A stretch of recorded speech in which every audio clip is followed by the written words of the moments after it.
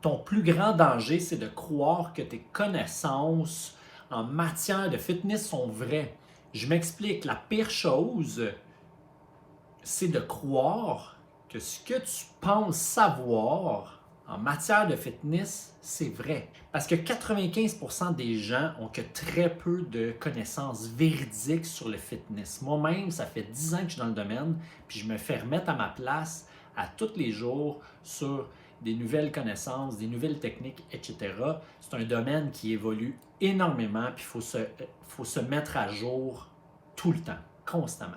J'ai trop de clients ou même des conversations avec des gens normaux qui ont des commentaires puis des croyances qui font que nuire à leurs résultats de fitness. Okay? Des commentaires comme pas manger de glucides avant de se coucher, pour perdre du poids, il faut baisser les glucides, etc. Donc, il y en a plein comme ça qui ne sont pas nécessairement fondés sur quoi que ce soit ou qui ont juste entendu ça de mon oncle Roger ou ils ont lu ça dans un Reader's Digest pendant qu'ils faisaient caca. Donc, il faut faire attention. Puis en même temps, si tu connaissais vraiment ça, puis tu avais des bonnes connaissances, puis tu maîtrisais des compétences, ben tu n'aurais pas besoin d'un coach, puis tu ne serais certainement pas dans la situation que tu es actuellement. Donc, une situation sûrement que tu n'as pas envie d'être.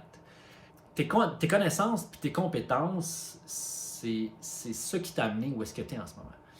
Donc, il faut faire attention avec ça parce que ça nuit à ton fitness. Mais en même temps, c'est correct parce que c'est difficile de savoir ce qui est vrai de ce qui n'est pas vrai. La bonne nouvelle là-dedans, c'est que si tu mets ton ego de côté puis tu mets tes fausses connaissances et croyances de côté, tu peux quand même avoir d'excellents résultats.